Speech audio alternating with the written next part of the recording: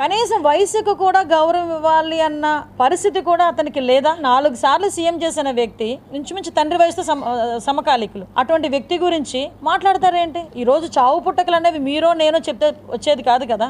అలా అనుకుని ఇప్పుడు వాళ్ళ ఫాదర్ తాలూకా డెత్ గురించి కూడా మాట్లాడే పరిస్థితి వస్తే దయచేసి అదే అర్థం చేసుకోవాలి. నోటికి వచ్చినట్టు ఎలా పడితే అలాగా చంద్రబాబు నాయుడు గారు నెక్స్ట్ ఎలక్షన్స్ కుంటారు.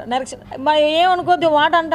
జగన్మోహన్ రెడ్డి చాలా సందర్భాల్లో చాలా మీటింగులు అన్నాడు 30 సంవత్సరాలు నేనే సీఎంని, 30 సంవత్సరాలు నేనే సీఎంని అని. ఏమయ్యారు? 11 సీట్లతో ఈరోజు ప్రతిపక్షం హోదాకి కూడా అడుక్కునే పరిస్థితి వచ్చింది జగన్మోహన్ రెడ్డికి. అంతే తప్పించి నెక్స్ట్ ఎలక్షన్స్ లో ఎవరు ఉంటారో ఎవరు ఉండకూడదో డిసైడ్ చేయాల్సింది ఆ భగవంతుడు ప్లస్ ప్రజలు. అది భగవంతుడు ప్రజలు కలిపి నిర్ణయించేది. నువ్వే నిర్ణయించడానికి, నువ్వే చెప్పడానికి.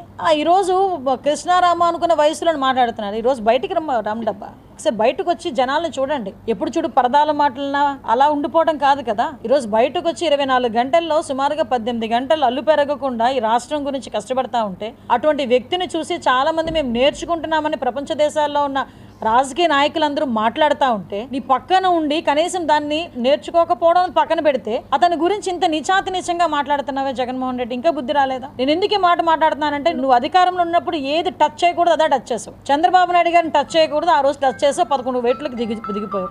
మళ్ళీ ఈ రోజు ప్రతిపక్షంలో ఉండి అదే తప్పు చేస్తున్నావు. అదే చంద్రబాబు నాయుడు గారి గురించి వయసుకు కూడా గౌరవం ఇవ్వకుండా నోటుకు వచ్చినట్టు మాట్లాడు. ఒక్కసారి ఇంకా నీ పరిస్థితి అంటే ఇంకా ప్రజలు నిర్ణయించాలి. మళ్ళీ చెప్తున్నా, సంస్కారం లేని వాడి గురించి మాట్లాడాల్సిన అవసరం మాకు లేదు. ఈ రోజు అతను ఫ్రస్ట్రేషన్ తో మాట్లాడుతున్నాడు అన్న సంగతి అర్థమవుతుంది. పులివెందల్లో ఎప్పుడైతే ఓటమి ముందే స్మెల్ చేసి దానికి ఈ రోజు డైవర్షన్ పాలిటిక్స్ తీసుకురావడానికి ఈ రకంగా మాట్లాడి రెచ్చగొట్టే ప్రయత్నాలు చేస్తున్నారు. ఈ రోజు పులివెందల ప్రజలు కానీ కడప జిల్లాకి నీళ్ళు ఇచ్చిన ఘనత చంద్రబాబు నాయుడు గారిదండి. ఈ రోజు పులివెందలకి నీళ్ళు ఇచ్చిన ఘనత చంద్రబాబు నాయుడు గారిదండి. అటువంటిది అవన్నీ కూడా గుర్తు పెట్టుకుని ఈ రోజు పులివెందల ప్రజలు తెలుగుదేశం పార్టీకి పట్టం కట్టారు.